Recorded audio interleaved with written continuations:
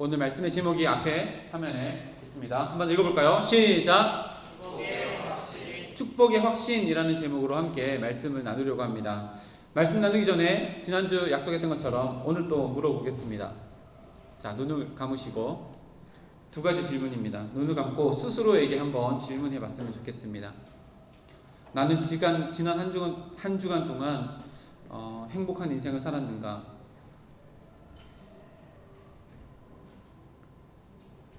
두 번째 질문입니다. 나는 지난 한 주간 동안 만족한 인생을 살았는가? 무엇 때문에 행복했고 무엇 때문에 불행하다고 생각하셨습니까? 무엇 때문에 만족했고 무엇 때문에 불평하며 만족하지 못하고 살아보셨습니까? 스스로에게 한번 대답해 봤으면 좋겠습니다. 그리고 지난주에 말씀 함께 나누었던 그 말씀이 무엇인지 혹시 생각이 나면 함께 같이 묵상하고 오늘 말씀 들었으면 좋겠어요. 우리 한 30초 동안만 질문들을 생각하며 한 주간을 돌아봤으면 좋겠습니다.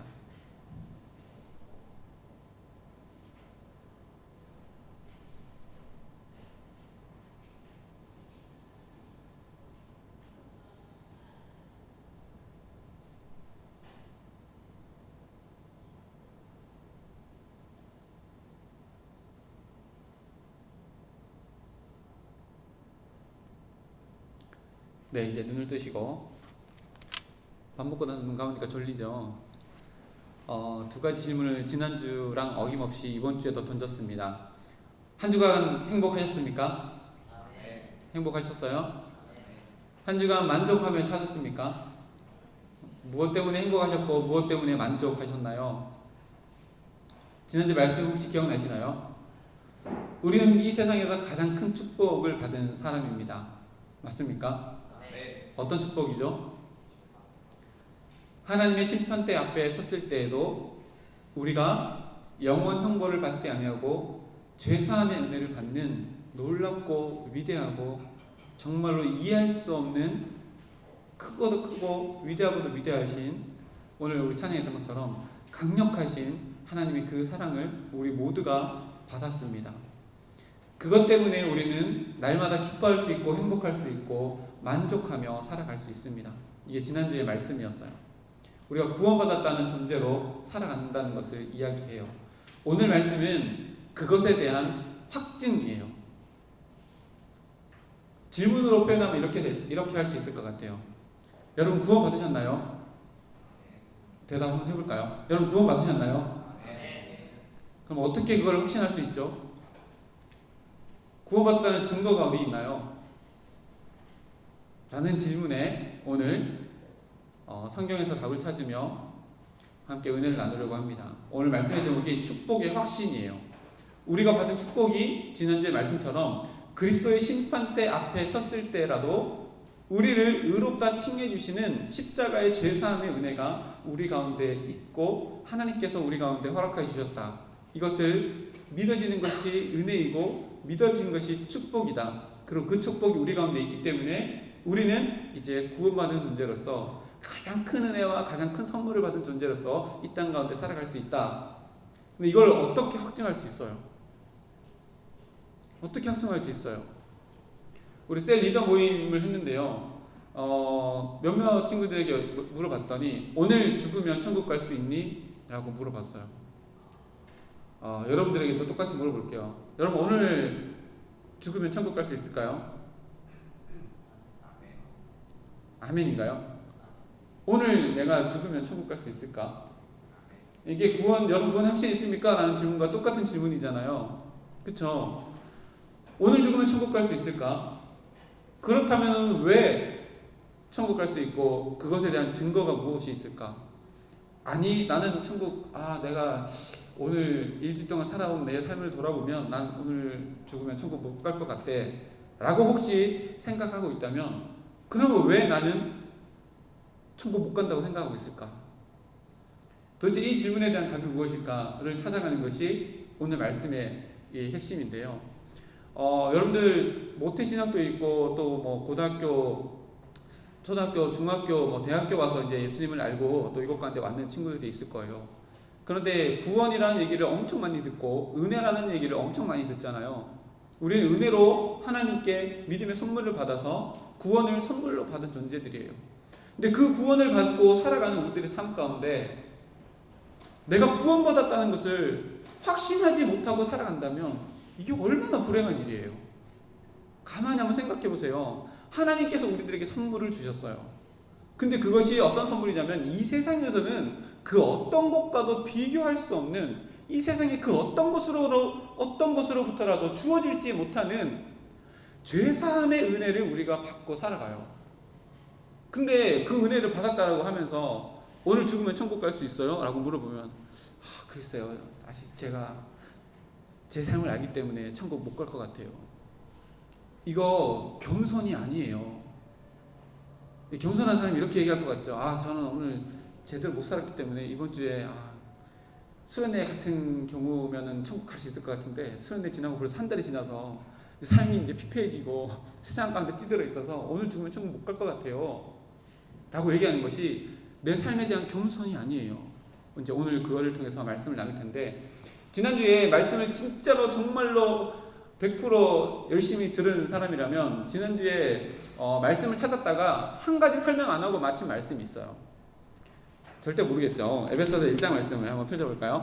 에베소서 1장 말씀에 보면 지난주에 제가 에베소서 1장의 3절부터 6절까지는 성부 하나님께서 하시는 일에 대해서 기록해 놓았고 그리고 에베소서 1장 7절부터 12절까지는 성자 예수님께서 하신 사역을 기록해 놓았고 그리고 13절 14절은 성령 하나님께서 하시는 사역을 기록해 놓았다라고 이렇게 제가 설명을 하고 막 쓰라고 했었어요. 그리고 나서 설명을 어디까지 했냐면 3절에서 6절은 성부 하나님께서 창세 전에 우리를 예정하고 택하셔서 예수 그리스도를 보내셔서 우리를 구원해 주시겠다는 선포가 성령 하나님께서 성부 하나님께서 하셨다라고 얘기해 놓고 그 말씀하신 성부 하나님께서 말씀하신 것이 실제로 이루어졌는데 그 이루어진 것이 7절부터 12절까지 성자 예수님을 통해서 이 땅 가운데 진짜로 실체로 이루어졌어요. 그것이 뭐예요? 십자가예요. 예수님께서 하나님께서 선포해 주셨는데 그거를 선포한 것을 말에 그친 것이 아니고 이 땅 가운데 진짜로 예수님께서 오셔서 우리를 위해서 대신해서 십자가에서 달려 돌아가심으로 말미암아 하나님께서 선포하신 것이 실제가 되어서 우리에게 은혜로 주어졌어요. 이것을 지난주에 우리가 함께 나누면서 죄사함의 은혜, 우리가 받은 가장 큰 은혜라고 이렇게 함께 말씀을 나눴어요. 여기까지 설명하고 13, 14절을 제가 설명 안 하고 넘어갔거든요. 그렇죠? 아무도 몰랐죠. 왜 안 했냐면 오늘 말씀이 이거기 때문에 그래요. 저에게 큰 그림. 자, 13, 14절 우리 다 같이 한번 읽어볼게요. 에베소서 1장 13, 14절 시작. 그 안에서 너희도 진리의 말씀 곧 너희의 구원의 복음을 듣고 그 안에서 또한 믿어 약속의 성령으로 인치심을 받았으니 이는 우리 기업의 보증이 되사 그 얻으신 것을 속량하시고 그의 영광을 찬송하게 하려 하심이라. 아멘. 자, 하나님께서 성부, 성자, 성령 삼위일체 하나님께서 우리를 구원해 주시려고 작정을 하셨는데 성부 하나님께서는 태초부터 우리를 예정하고 택하셔서 우리를 하나님의 자녀 삼아 주시겠다고 약속해 주셨고 성자 예수님께서는 이 땅 가운데 오셔서 그 약속을 실행하셔서 십자가에 달려 돌아가서 우리를 구원해 주셨어요. 그럼 이제 한 분이 남았죠. 성령 하나님 남으셨잖아요. 성령 하나님 그러면 우리가 구원받는 데 있어서 어떤 사역을 하셨는가? 오늘 말씀의 기록 보면 보증이 되어 주시는 거예요. 보증이 뭐예요? 보증. 이건 확실하다라고요. 도장을 꽝 찍어주는 거예요. 보증 써본 사람 있어요? 보증 잘못 쓰면 큰일 났잖아요. 그렇죠? 보증 잘못 쓰면 그 사람의 모든 잘못이 다 내 것입니다 라고 하는 거예요. 그래서 이 사람이 예를 들어서 돈을 수억을 빌렸는데 말아먹고 도망가면 내가 보증 썼으면 내가 다 갚아야 되잖아요. 그 역할을 누가 하시냐면 성령 하나님이 하시는 거예요. 근데 그 성령 하나님이 우리에게 그 보증을 어떻게 쓰시냐면 성경 말씀 보세요. 우리 안에 오셔서 그 구원받음의 확신, 보증, 인치심을 성령 하나님이 우리 가운데 확실하게 만들어 주신다. 오늘 에베소서 1장 13, 14절 말씀에 약속해 주시고 있어요. 이게 성령 하나님의 역할이에요. 예수님께서 이 땅 가운데 오셔서 십자가를 지시고 그 십자가를 믿는 사람에게는 원죄의 문제를 다 해결해 주셨어요. 그 말은 이제 우리 마음 가운데 성령 하나님이 들어올 수 있는 조건이 완전히 마련되었다는 거예요. 그래서 성경에 보면 성령 하나님이 우리 가운데 계시고 우리를 성전 삼아 주셨대요. 그래서 성령 하나님께서 우리 안에 계셔요. 그냥 우리 안에 오셔가지고 가만히 있는 게 아니고 내가 구원받은 존재임을 날마다 확신시켜 주시는 그 사역을 내 안에 성령 하나님께서 하신다는 거예요. 그래서 우리는 이 성령 하나님을 의지할 때에 내가 구원받은 존재임을 확신할 수 있어요. 내가 구원받은 존재라는 것을 내 삶이 어떠하든 내 생활이 어떠하든 내 생각이 어떠하든 내 안에 성령 하나님이 계시다면 우리는 구원받았음이 보증되어지고 인쳐져 있대요. 이제는 이거는 지울 수 없는 거예요. 지울 수 없는 거예요. 한 개 말씀 한 개 찾아보겠습니다. 로마서 8장 말씀. 그 사랑이 얼마나 강력한지 오늘 우리가 말씀을 찬양을 통해서 막 강력한 하나님의 그 예수님의 이름을 막 선포했는데 그 사랑이 얼마나 강력한지 로마서 8장 38절에서 39절까지의 말씀에 사도 바울이 이렇게 고백해요. 성령 하나님이 우리 가운데 오셔서 허락해 주시고 인쳐 주시고 보증해 주시는 그 구원의 사랑이 얼마나 위대하고 큰지 로마서 8장 38절 39절 말씀이에요. 다 같이 한번 읽어보겠습니다. 시작. 내가 확신하노니 사망이나 생명이나 천사들이나 권세자들이나 현재 일이나 장래 일이나 능력이나 높음이나 기쁨이나 다른 어떤 피조물이라도 우리를 우리 주 예수 그리스도 예수 안에 있는 하나님의 사랑에서 끊을 수 없느니라. 아멘. 끊을 수 없대요. 그 사랑을 성령 하나님께서 우리 가운데 오셔서 확증시켜 주시는 거예요. 보증시켜 주시는 거예요. 그래, 너는 이제 구원받은 사람이야. 너는 이제 내 백성이야. 라고 우리 가운데 확증시켜 주신대요. 그러면 아까 처음에 했던 질문으로 돌아가 보세요. 오늘 죽으면 천국 갈 수 있어요? 라고 하는 질문에 저는 그렇게 살지 못해서요. 라고 대답하는 것은 무엇을 부정하는 게 돼요? 내 안에 성령 하나님의 보증하심을 부정하는 게 돼요. 이게 겸손이 아니란 말이에요. 저 일주일 동안 제대로 잘 못 살았기 때문에 오늘 죽으면 천국 못 갈 것 같아요. 이게 신앙의 겸손이 아니란 말이에요.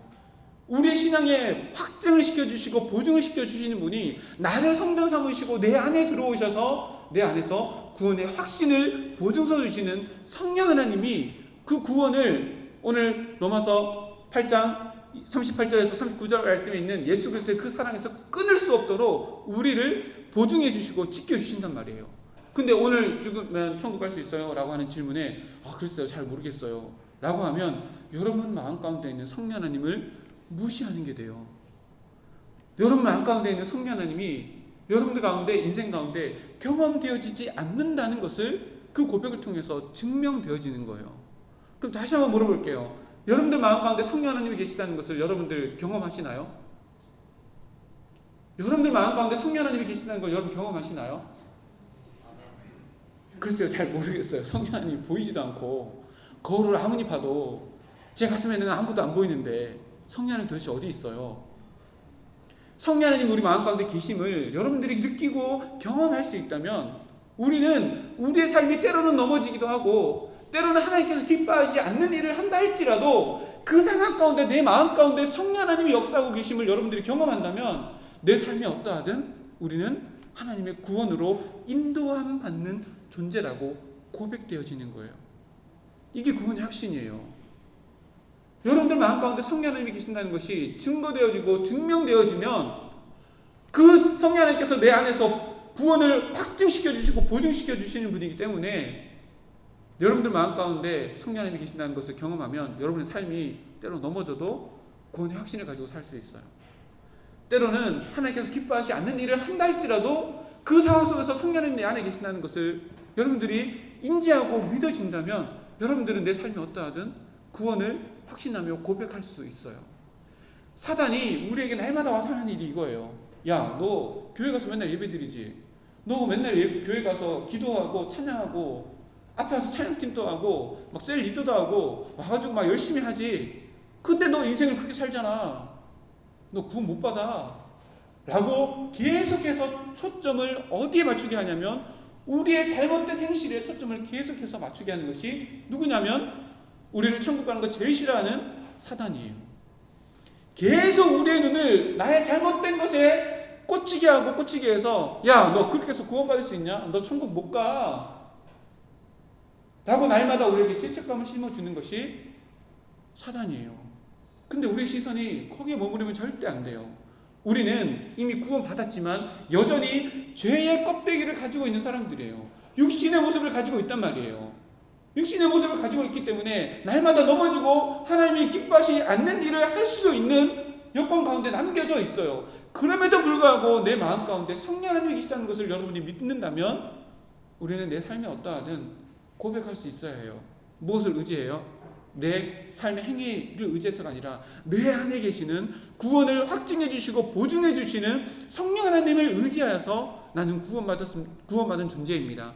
내 삶이 하나님께서 기뻐하시는 일들로만 채워진 인생이 아니라 할지라도 내 안에 계신 성령 하나님께서 나를 그리스도 심판대 앞에서 하나님의 심판대 앞에서 구원으로 이끌어 주심을 믿습니다. 왜냐하면 내 안에 성령 하나님이 계신 것이 믿어지기 때문입니다. 라고 고백할 수 있어야 해요. 다시 한번 처음으로 돌아가서 질문을 다시 한번 생각해 볼게요. 오늘 죽으면 천국 갈 수 있어요?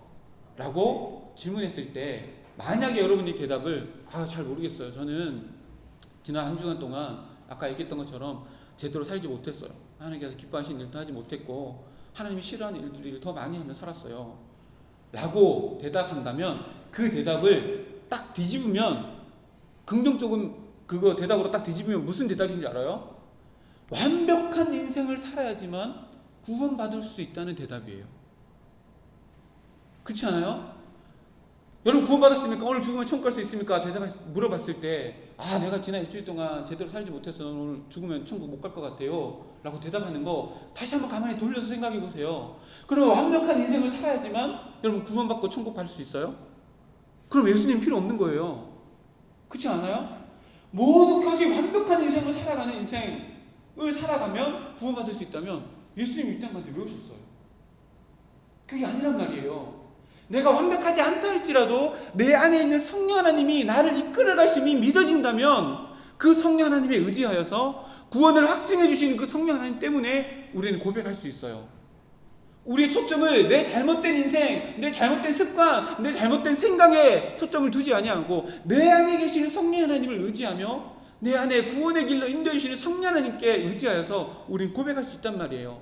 그럼에도 불구하고 나는 죄의 모습을 여전히 가지고 있지만 나를 사랑해 주시고 그 어떤 것에서도 끊을 수 없는 예수 그리스도의 사랑이 내 안에 있음을 성령 하나님께서 보증해 주시기 때문에 나는 오늘 죽어도 천국 갈 수 있습니다 라고 고백할 수 있어야 해요. 그럼 이제 한 가지 문제가 남았어요. 여러분들 마음 가운데 성령 하나님이 계시다는 거 어떻게 증명할 수 있어요? 보이지도 않는 성령 하나님. 최초로 이 땅 가운데 성령 하나님 오실 때는 눈에 보였어요. 불의 혀같이 막 내려오고 각 나라의 방언마다 다 얘기하는데 다 다른 나라 방언 이야기하는데 서로 막 소통이 되고 막 이런 불같은 역사가 막 일어났었어요. 근데 그건 한 번이에요. 성령 하나님이 그러고 나서 또다시 그런 일이 있었냐? 아니에요. 성령 하나님이 이제 한 사람 한 사람의 마음 가운데 찾아가시고 들어가셔서 원죄의 문제를 해결한 모든 자들에게 들어가셔서 하나님이 성전 삼아 주셨어요. 근데 보이지가 않아요. 보이지가 않아요. 내 안에 있는 성령 하나님이 계신다는 것이 믿어지면 내가 오늘 내 삶이 비록 하나님께서 기뻐하신 일들로만 채워진 삶이 아니라 할지라도 내 안에 성령 하나님이 계시다는 것이 믿어지면 나는 구원받은 존재입니다 라고 확신하며 예수님께서 성령 하나님께서 보증서 주시는 그 보증으로 말미암아 나는 구원받았습니다. 나는 천국 갈 수 있습니다. 자신 있게 대답할 텐데 어떻게 그러면 우리가 마음 가운데 있는 성령 하나님이 계시다는 것을 증명해낼 수 있을까요? 마태복음 7장을 한번 찾아볼게요. 마태복음 7장 예수님께서 산상수훈의 말씀 가운데 마지막에 주시는 비유의 말씀 이 두 가지가 있는데 그 중에 하나가 마태복음 7장 17절 말씀. 마태복음 7장 17절부터 제가 20절까지 천천히 읽어드리겠습니다. 이와 같이 좋은 나무마다 아름다운 열매를 맺고 못된 나무가 나쁜 열매를 맺나니 좋은 나무가 나쁜 열매를 맺을 수 없고 못된 나무가 아름다운 열매를 맺을 수 없느니라. 아름다운 열매를 맺지 아니하는 나무마다 찍혀 불에 던져지느니라. 20절 말씀 다 같이 읽습니다. 시작. 이러므로 그들의 열매로 그들을 알리라. 아멘. 이거예요. 우리 안에 성령 하나님 계시면 분명히 우리의 삶 가운데 어떤 열매가 맺힐까요? 성령 하나님의 열매가 맺히게 되어 있어요. 갈라디아서 5장 22절 23절 말씀 보면 성령의 열매가 9가지 열매가 기록되어져 있는데 그것들이 내 삶 가운데 열매 맺어지게 되어 있어요. 그것이 우리 마음 가운데 있는 성령 하나님 계시다는 증거예요. 성령의 9가지 열매 갈라디아서 5장 찾아볼까요? 갈라디아서 5장 22절 23절 말씀 함께 읽겠습니다. 시작. 오직 성령의 열매는 사랑과 희락과 화평과 오래 참음과 자비와 양성과 충성과 온유와 절제니 이 같은 것을 금지할 법이 없느니라. 아멘. 여러분 마음 가운데 인생 가운데 사랑의 열매가 맺혀지면 여러분들 마음 가운데 성령 하나님이 계신다는 것에 증거가 되어져요.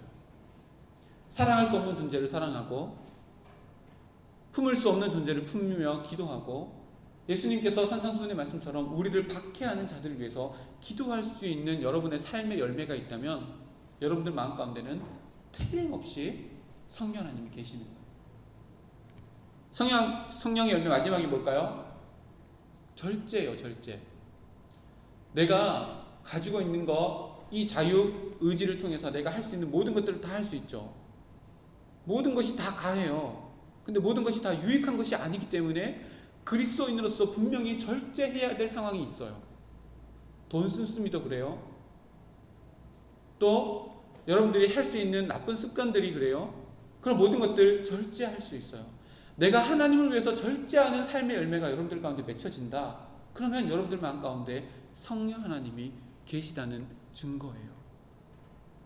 하나님의 이름 때문에 사랑하지 못한 사람을 사랑하고 하나님의 이름 때문에 내 마음이 요동치고 평안할 수 없는 그 상황 속에서도 온유한 마음을 가질 수 있고 내가 절제할 수 없는 만큼 많은 것들을 누릴 수 있지만 예수님 때문에 여러분들이 절제할 수 있다면 여러분들 마음 가운데는 성령 하나님이 계시는 거예요. 이 열매가 여러분들 마음 가운데 성령 하나님이 계시다는 증거가 되어지고 이 삶의 열매가 곧 여러분이 구원받은 존재임을 증명하여주는 구원의 증거물이 되는 거예요. 그러면은 여러분이 일주일에 가는 삶을 돌아보세요. 때로는 사랑하지 못한 존재를 세상 사람들처럼 원수는 미워하고 내 친구만 사랑하고 이런 삶을 살았을 때도 있겠지만 나를 힘들게 하고 나를 어려워하는 사람들을 위해서 기도했던 나의 모습이 있다면 여러분들 마음 가운데는 성령 하나님이 계시는 거예요. 왜냐하면 성령 하나님이 아니고서는 하나님의 이름을 위해서 이렇게 할 수 없는 거예요. 성령 하나님이 계시기 때문에 그런 인생을 살아갈 수 있는 거예요. 근데 우리랑 똑같이 사도 바울도 아까 우리가 질문했던 것처럼 똑같이 대답을 했어요. 오늘 죽으면 천국 갈 수 있어요? 라고 얘기했을 때 글쎄요, 제 인생이 하나님께서 기뻐하지 않는 일들이 너무 많이 해가지고요. 근데 그 위대한 사도 바울도 똑같이 그렇게 고백했었어요. 그게 어디 있냐면 찾아보겠습니다. 로마서 7장이네요. 로마서 7장 사도행전 뒤에 로마서 7장 14절부터 제가 천천히 읽어드리겠습니다. 사도 바울도 똑같은 대답을 했었어요. 보세요. 그 위대한 사도 바울이 로마서 7장 14절부터 제가 읽겠습니다. 우리가 율법은 신령한 줄 알거니와 나는 육신에 속하여 죄 아래 팔렸도다. 15절 잘 보세요. 내가 행하는 것은 내가 알지 못하노니 곧 내가 원하는 것은 행하지 아니하고 도리어 미워하는 것을 행함이라. 아까 우리가 대답했던 거가 똑같아요. 오늘 죽으면 구원받을 수 있어요? 라고 물어봤을 때 아니요, 제가 진짜 마음은 정말로 하나님께서 원하시는 일을 하고 싶은데 제 삶을 돌아보니까 제가 원하는 것은 하지 아니하고 하나님께서 미워하는 일만 하네요. 그 대답이 이 대답이잖아요. 사도 바울도 똑같은 고민을 하고 살았어요. 우리랑 똑같이. 그 위대한 사도 바울도 우리랑 똑같은 고민을 하고 살았던 거예요. 내가 행하는 것을 내가 알지 못한대요. 나는 정말로 하나님께서 원하시는 일을 하려고 하는데 오히려 반대되는 일을 하고 있는 사도 바울의 자기 모습이 발견되어진 거예요. 그리고 이렇게 고백하잖아요. 내가 원하는 것은 행하지 아니하고 도리어 미워하는 것을 행하고 있는 나의 모습들을 발견하는 거예요. 누가요? 그 위대하고 진짜 슈퍼맨 같은 이 사도 바울도 우리랑 똑같은 고민을 하는 거예요. 그 밑에 보세요. 16절부터 내가 만일 원하지 아니하는 그것을 행하면 내가 이로써 율법이 선한 것을 시인하노니 이제는 그것을 행하는 자가 내가 아니요 내 속에 거하는 죄니라. 야, 이걸 잘 알아야 돼요. 사도 바울 안에 뭐가 있대요? 죄가 있대요. 그럼 이게 이해가 돼요? 사도 바울은 죄를 안 짓고 살 것 같은 사람인데 사도 바울 안에도 죄가 있다고 사도 바울이 고백해요. 그러면 똑같이 우리도 예수님을 사도 바울과 같이 믿은 존재라면 우리 마음 가운데도 무엇이 있다고요? 죄가 있어요. 원죄의 문제는 해결해 주셔서 성령님께서 나에 들어오셔서 성전되어졌지만 여전히 우리는 죄의 껍질인 이 육신을 입고 있기 때문에 죄에서 완전히 벗어나지 못한 상태에 성령 하나님을 우리 가운데 모시고 살아가는 거예요. 그럼 이제 마음속에 두 개가 같이 있네요. 성령 하나님도 계시고 죄의 자녀들도 여전히 우리 가운데 있는 거예요. 그것을 사도 바울이 발견한 거예요. 내가 예수님을 믿고 살아가는데 내가 뭔가를 행하다 보니까 내가 원하는 하나님께서 기뻐하시는 일을 행하지 않고 나도 모르게 하나님께서 기뻐하지 않는 일을 행하는 자기의 모습들을 발견하게 된 거예요.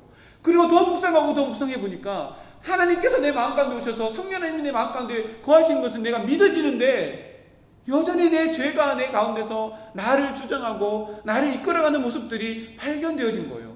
그래서 그 뒤편에 또 계속해서 이렇게 이야기하는 거예요. 18절 말씀에 내 속 곧 내 육신에 선한 것이 거하지 아니하는 줄을 아노니 원함은 내게 있으나 선을 행하는 것은 없노라. 내가 원하는 바 선은 행하지 아니하고 도리어 원하지 않은 바 악은 행하는도다. 만일 내가 원하지 아니하는 그것을 하면 이를 행하는 자는 내가 아니요 내 속에 거하는 죄니라. 여전히 우리 마음 가운데 성령 하나님이 나를 성전 삼아주셨지만 죄의 능력이 여전히 남아있는 거예요. 여전히 남아있는 거예요. 베드로 후서에 보면 베드로 전서과 후서의 4장 2절에 보면 하나님께서 우리를 구원해 주셨어요. 그리고 육신의 때를 우리에게 남겨주셨어요. 왜냐하면 육신의 그 남은 때 안에 성령 하나님의 이끄심대로 살아갈 수 있는 하나님의 거룩한 뜻에 이끌려 살아갈 수 있는 기회로 우리에게 육신의 때를 남겨놓으셨대요. 그 하나님도 아시는 거예요. 우리 마음 가운데 성령 하나님이 계시고 성전 삼아주셨지만 여전히 죄의 힘이 남아있는 존재라는 것을 하나님도 아신다는 거예요. 그 뒤에 그래서 이렇게 고백하는 거예요. 21절 말씀에 다 같이 읽겠습니다. 시작. 그러므로 내가 한 법을 깨달았노니 곧 선을 행하기 원하는 나에게 악이 함께 있는 것이로다. 함께 있는 거예요. 그 뒤편에 이렇게 풀어서 또 설명해요. 내 속사람으로는 하나님의 법을 즐거워하되 내 지체 속에서 한 다른 법이 내 마음의 법과 싸워 내 지체 속에 있는 죄의 법으로 나를 사로잡는 것을 보는도다. 24절 말씀 읽겠습니다. 시작. 오호라 나는 공고한 사람이로다. 이 사망의 법에서 누가 나를 건져내랴. 이 탄식이 여러분들의 삶 가운데 있으면 여러분들은 틀림없이 성령 하나님의 사람이에요. 이 탄식이 여러분들 마음 가운데 있으면 세상을 살아가다가 이 탄식이 여러분들 입술 가운데서 나오면 여러분들은 분명히 성령 하나님의 사람이에요. 교회 나오고 예수님을 믿는다고 하고 여기 나와서 날마다 찬양을 하고 예배드리며 임원도 하고 셀 리더도 하고 교회 나와서 뭐도 하고 막 다 하는데 세상 가운데 살아가면서 세상 친구들과 똑같이 살아가면서도 마음에 불편함이 없다. 그러면 절대로 성령 하나님의 사람이 아니에요. 내가 교회 다니는데 삶은 세상 사람들과 똑같이 살아간다? 그럼에도 불구하고 마음속에 불편함이 없다? 그러면 그 사람은 성령 하나님의 사람 아니에요. 내가 예수님을 믿는다고 하면서 세상 가운데 살아가면서 세상 친구들과 똑같이 살아갈 때 여러분들 마음 가운데 분명히 마음에 불편함이 있어야 해요. 왜요? 여러분들 마음 가운데 성령 하나님이 있어요. 성령 하나님은 세상의 법에 이끌리는 사람이 아니에요. 존재가 아니에요. 하나님의 법에 온전히 이끌림 당하는 분이 성령 하나님이신데 그 하나님을 모시고 살아가면서 세상 가운데 살아가는데 술 마시는데 아무 느낌 없이 세상 친구들과 술 마시면서도 아무런 그리스도인으로서의 죄책감 없이 살아간다? 그러면 여러분들은 마음 가운데 성령 하나님 없는 거예요. 근데 세상 가운데 살아가면서 무엇인가 마음 가운데 이 상황 가운데 불편함이 있는 거예요. 또 어떤 관계 속에서 불편함이 있는 거예요. 그 불편함을 붙잡을수록 여러분은 성령 하나님께 더 민감한 인생을 살아가고 더 확실한 구원의 열매들을 여러분의 삶 가운데 채우며 살아가게 되는 거예요. 갈등이 있어야 해요. 세상 가운데 살아가면 이 사도 바울이 경험했던 이 갈등이 여러분의 인생 가운데 있어야 해요. 직장 생활하면서 옳지 못한 일들을 바라볼 때에 여러분들 마음 가운데 갈등이 있어야 해요. 거짓된 모습을 바라보며 내 삶 가운데 무엇인가 잘못되고 삐딱하게 나가는 그 모든 모습들 가운데 여러분들 마음 가운데 갈등이 있어야 해요. 그것이 성령 하나님께서 우리 마음 가운데 하시는 일이에요. 야, 내가 너 안에 있는데 네가 이렇게 살아갈래? 내가 너 안에서 이렇게 자리 잡고 있는데 네가 그런 생각하고 살아갈래? 날마다 이런 갈등들이 죄의 법과 생명의 법이 날마다 싸우는 이 전쟁터가 여러분들 마음 가운데 일어나야지만 여러분들이 구원의 확신을 가지고 살아갈 수 있어요. 성령 하나님께서 여러분들 마음 가운데 계실 때 일어나는 일이 이 갈등이기 때문이에요. 근데 아까 얘기했죠. 이 갈등이 일어날 때마다 사단이 우리 귀에 속삭여요. 그거 봐, 내가 얘기했잖아.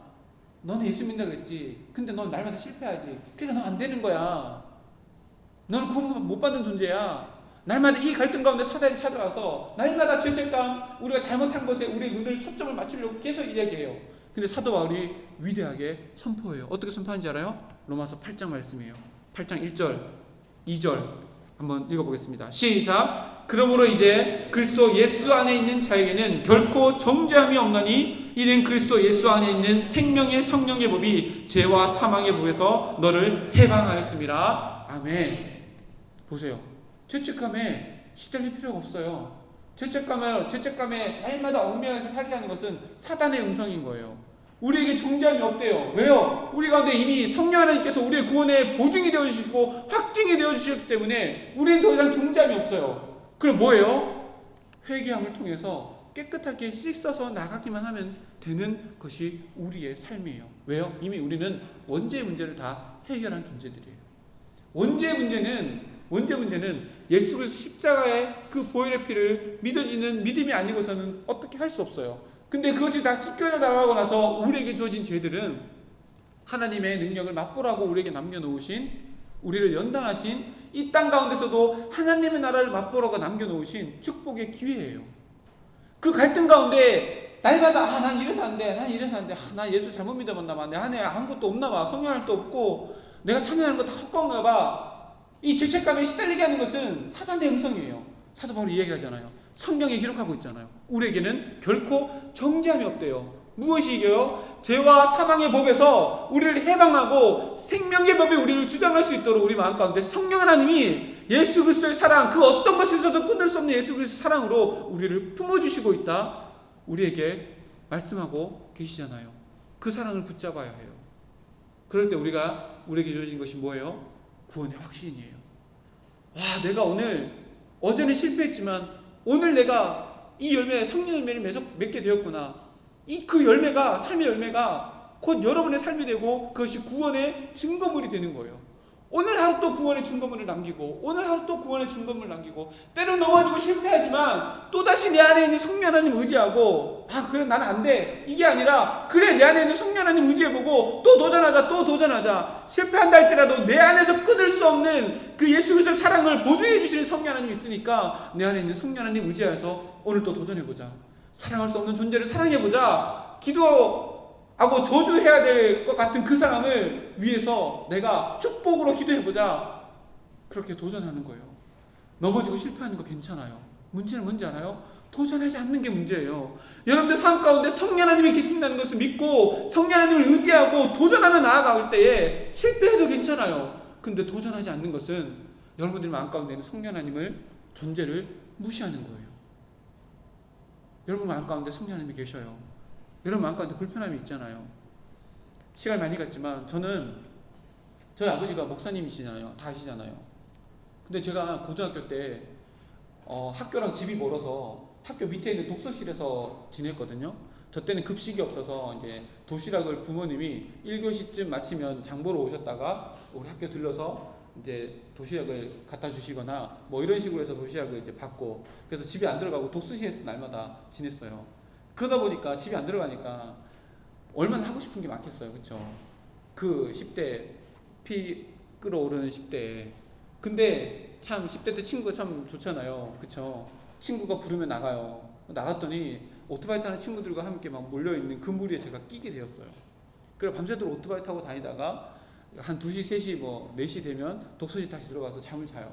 잠을 자는 둥 마는 둥 하고 눈 뜨고 학교 가면 학교에서 이제 수면 보충을 하고, 저는 그때 농구를 엄청 좋아해서 2교시 마치면 어머니가 가져다 준 그 도시락을 까먹고 4교시 띵동 하면 바로 농구장으로 뛰어가가지고 점심시간 내내 농구하고 띵동 하면 들어와가지고 5교시 때는 또 자고. 그래서 고등학교 시절을 1학년 2학기 때부터 2학년 말까지 1년 반을 그렇게 살았어요. 밤에는 오토바이 타고 낮에는 시컷 농구하고, 돈 떨어지면은 그 밑에 상기 전문대학교라고 있어요. 그 대학교에 가면 대학교 형들이 지금도 기억나요. 그 농구 동아리 이름이 5손가락이라는 농구 동아리가 있었어요. 그 팀이랑 농구해가지고 내기 농구를 하는 거예요. 왜냐면 돈이 없으니까. 돈을 따가지고 이제 뭔가 맛있는 거 사 먹으려고 내기 농구를 하면 10번 하면은 한 번 이길까 말까요. 맨날 돈을 뜯겨요. 그럼에도 불구하고 계속 하면서 밤에는 나가가지고 오토바이 타고, 오토바이만 타겠어요? 그쵸? 술도 먹고 담배도 피워보고 그렇게 하고 1년 반을 보냈어요.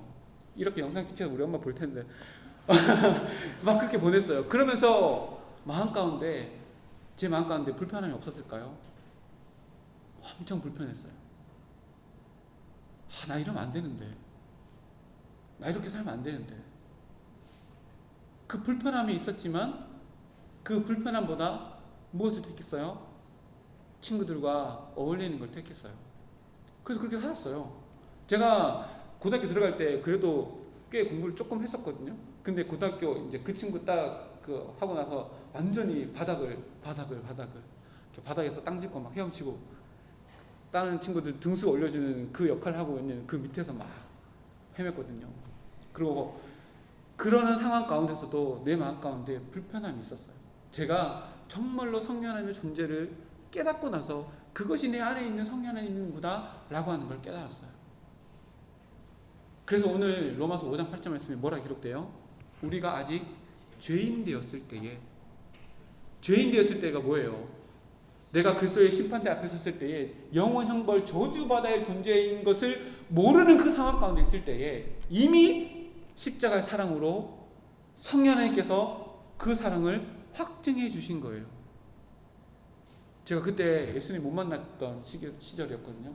제가 고등학교 2학년 때 예수님 만났어요. 겨울 방학 때 수련회하면서 만났는데 그 전에 몰랐거든요. 근데 내 마음 가운데 불편함이 있었어요. 돌아보면, 신앙의 철을 들고 돌아보면 이미 그때 성령 하나님께서 내 마음 가운데 주장하고 계셨구나.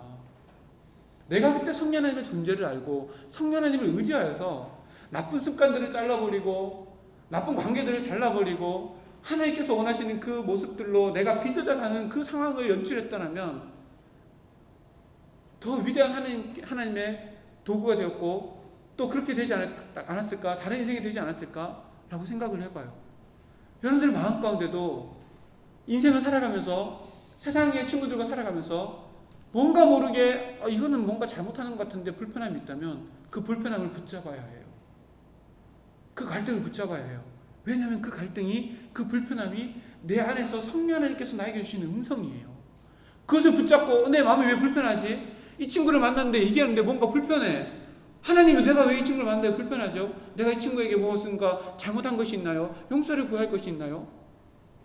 내가 세상에서 어떤 일을 하는데 뭔가 마음이 불편해. 하나님, 내가 이 일을 하는데 왜 마음이 불편해요?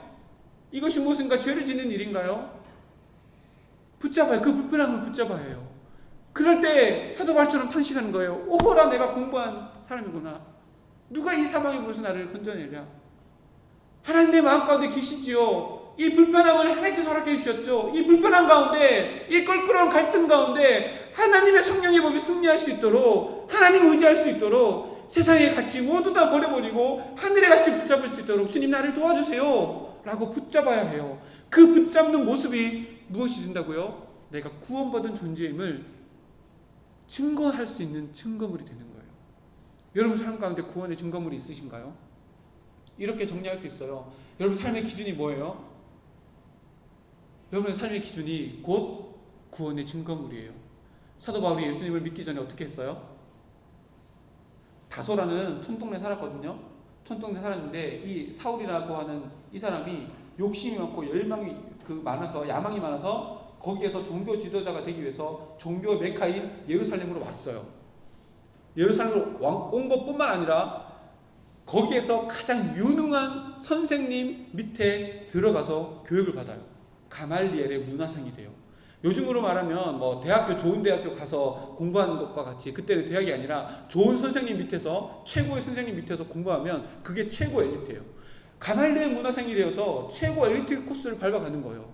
그러다가 사울이 가만히 생각해 보니까 이거 이론은 내가 이제 완벽하게 이제 스펙은 다 쌓았으니까 이제 실기, 인턴을 넘어서서 이제 실기를 이제 스펙을 쌓아야 되겠다라고 생각하고 대제사장에서의 공문을 받아서, 그때 당시 사울의 입장에서 이단으로 취급받았던 예수님을 믿는 사람들을 옥에 가지고 잡아 죽이는 공문을 가지고 어디로 가요? 다메섹으로 가는 거예요. 예루살렘 안에 있는 그 사람들은 이미 다 잡아서 넣고, 야 이제 여기서는 안 되겠다, 내 포부를 키우기 위해서 다메섹에 있는 그 예수 그리스도를 믿는 사람들, 예수쟁이들 잡으러 가야지, 대제사장 공문을 받고 가는 거예요. 그러다가 누굴 만나요? 예수님 만나잖아요. 그 이후의 삶이 어떻게 돼요? 완전히 바뀌어져요. 완전히 바뀌어지고, 빌립보서 3장 8절 말씀에 보면 내가 예수님을 알기 이전에 그 모든 것들을 다 배설물로 여긴대요. 그리고 예수님을 아는 것이, 이것이 가장 고상한 지식이고 나는 예수님밖에 없습니다 라고 고백한 사람이 누가 돼요? 사울이 바울이 되어서 고백하는 거예요. 사도행전 8장에 보면 스데반 집사님이 말씀을 증거하다가 말씀 또 다 맺지 못했는데 돌에 맞아서 순교해요. 그때 그 현장에 누가 있었을까요? 사울이 있었어요. 그때 사울이 있을 때에 스데반이 죽는 것을 보면서 마음에 불편함이 있었을까요? 마음에 불편함이 있었을까요? 전혀 없었어요. 오히려 그것이 합당하다고 여겼던 사람이 사울이에요. 그래서 어떻게 하냐면 스데반을 돌로 쳐 죽였던 사람들이 2명이 옷을 벗어서 사울의 발 앞에 두는 거예요. 내가 저를 죽였습니다. 증인이 되어서 그 사울의 발 앞에 주는 거예요. 그때 당시 예수님이 있는 스데반을 죽일 때 사도 바울 안에는 성령 하나님이 없었기 때문에 전혀 갈등이 없었어요. 전혀 갈등이 없었단 말이에요. 근데 예수를 믿고 나서는 이제 마음 가운데 이런 고백, 로마서 7장에 이런 고백이, 갈등이 있다는 것을 사도 바울이 고백하는 거예요. 여러분들 마음 가운데 이런 고백이, 갈등이 있다면 틀림없이 여러분들은 하나님의 사람이며 성령 하나님의 사람이에요. 그렇다면 여러분들은 구원의 확신을 가지고 살아가야 할 사람이에요. 사단이 이것을 뺏으려고 날마다 우리에게 죄책감을 주는 거예요. 죄책감을 줘서 무엇을 뺏냐면 구원받은 자의 기쁨을 뺏는 거예요. 구원받은 자의 기쁨을 뺏기 위해서 나에게 날마다 죄책감을 불어넣는 거예요. 죄책감만 있으니까 신앙생활에 기쁨이 있어요, 없어요? 없는 거예요. 날마다 교회 나오면 나는 죄인입니다. 나 어떻게 해요? 나 죄인이에요. 그러면 그것이 수위가 넘어지면 어떻게 된 거예요? 하나님이 무서워지는 거예요. 그러면 교회 안 나오는 거예요. 왜요? 하나님이 무서운데, 죄책감 드는데 내가 교회 뭐하고 나오는 거예요? 이게 사단이 원하는 거예요. 사단의 계획이 이거예요. 근데 뭐라 그랬어요? 우리에게는 정죄함이 없어요. 이제 정죄함 말고 뭐가 있어요? 용서만 있고 구원의 확신만이 우리 안에 있는 성령 하나님께서 우리에게 보증서 주시는 거예요. 그러면 우리의 삶이 어떠하든 우리는 이미 구원받은 존재이기 때문에 어떠한 모습으로 살아갈 수 있어요. 구원받은 자의 기쁨과 감격으로, 환희로 살아갈 수 있는 거예요. 그럼 우리의 삶이 완전히 달라지는 거예요. 교회 나오는 것이 기뻐지는 거예요. 내가 구원받은 존재니까 구원받은 존재로서 하나님을 찬양하고, 구원받은 존재로서 하나님께서 원하시는 모습이 무엇인지 말씀을 통해서 깨달아가면 깨달아갈수록 우리 삶 가운데 쌓여가는 건 뭐예요? 구원의 확신의 증거물들의 삶의 열매가 계속해서 쌓아나가는 거예요. 그러면 신앙생활이 너무너무 즐거운 거예요. 매일매일 교회 나오는 것이 너무너무 즐거운 거예요. 새벽 깨어서 이곳 가운데 나와서 새벽 예배를 드리는 것이 너무너무 즐거운 거예요. 왜? 나는 구원받은 존재니까. 구원받음에 기쁨이 있고 구원받음에 확신이 있으니까. 사단이 무서운 게 이거예요. 사람이 기분 좋으면 어떻게 돼요? 못할 것도 다 해요. 그렇지 않아요? 기분 좋으면 다 하는 거예요. 내가 구원받은 존재면 내가 주님을 위해서 못할 게 뭐가 있어요? 헌신 못할 게 뭐가 있어요? 다 하는 거예요. 사단이 무서워하는 게 이거예요. 그래서 우리에게 성경 말씀에 이렇게 이야기한 거예요. 이 믿음, 구원의 확신이 있는 믿음의 사람들은 이 세상이 감당치 못한대요. 찾아볼까요? 히브리서 11장 말씀. 히브리서 11장 말씀이에요. 히브리서 11장.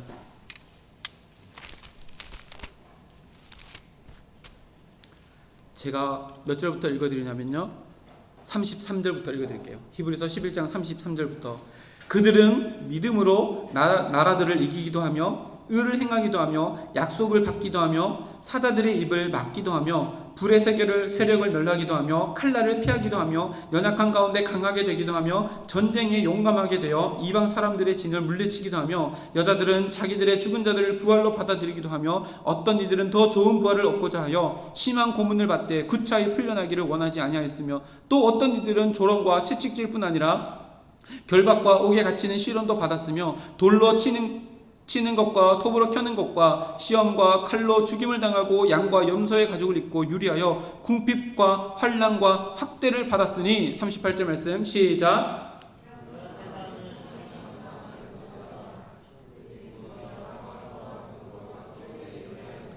아멘. 이런 사람들이 누구예요? 그 위에 구절 보세요. 돌로 침을 당하고 톱으로 켬을 당함에도 불구하고 믿음을 굳히지 않는 거예요. 왜 그랬을까요? 구원의 확신이 있었거든요. 구원의 확신이 있었거든요. 내가 구원받은 것 때문에 톱으로 켜는 일이 내 가운데 고난으로 다가오면 그것이 무엇이래요? 구원받음의 증거물이 되는 거예요. 오히려 그것은 고난이지만 기쁨으로 받을 수 있는 거예요. 이렇게 살아가는 것이 사단이 두려운 거예요. 우리가 이렇게 살아가는 것이 사단이 두려운 거예요.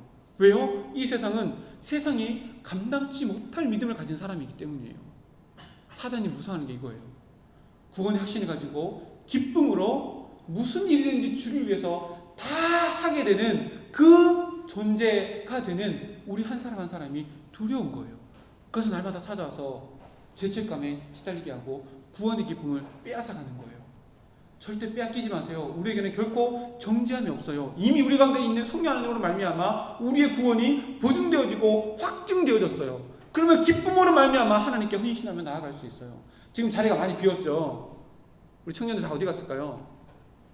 지금 위에 선교 가려고 선교 지금 파송 예배 드리고 있고 중등부 선교로 갔고 다 선교로 갔어요. 얼마나 위대해요. 사단이 두려워하는 게 이거예요. 기쁨으로 주의 일을 감당하는 걸 두려워하는 거예요. 왜요? 그러면 그럴수록 하나님의 나라가 이 땅 가운데 확장되어져 나가고 하나님의 나라가 이 땅 가운데 그 사람을 통해서 더 견고하게 세워지는 것을 사단이 무서워하기 때문에 우리에게 찾아와서 야, 너 죄 지었잖아. 너 죄책감, 너 그렇게 해서 하나님 기뻐하실 것 같아? 계속해서 속삭이는 거예요. 그래서 구원의 기쁨을 쏙 빼앗아가는 거예요. 절대 속지 마세요. 우리는 우리 마음 가운데 갈등이 있다면 세상 가운데 세상의 이치에 따라서 내가 휩쓸림 당할 때 내 마음 가운데 갈등이 있다면 여러분들은 틀림없이 성령의 사람이고 성령 하나님이 여러분들을 구원의 길로 이끌어 주실 거예요. 그것을 붙잡고 구원의 확신을 가지고 기쁨으로 주의 일을 감당할 수 있는 우리 모두가 되었으면 좋겠어요. 그래서 사단에게 농락당하는 인생이 아니라 성령 하나님께 이끌림 당해서 하나님의 자녀로서 이 땅 가운데 우뚝 세워지는 우리 모두가 되었으면 좋겠습니다.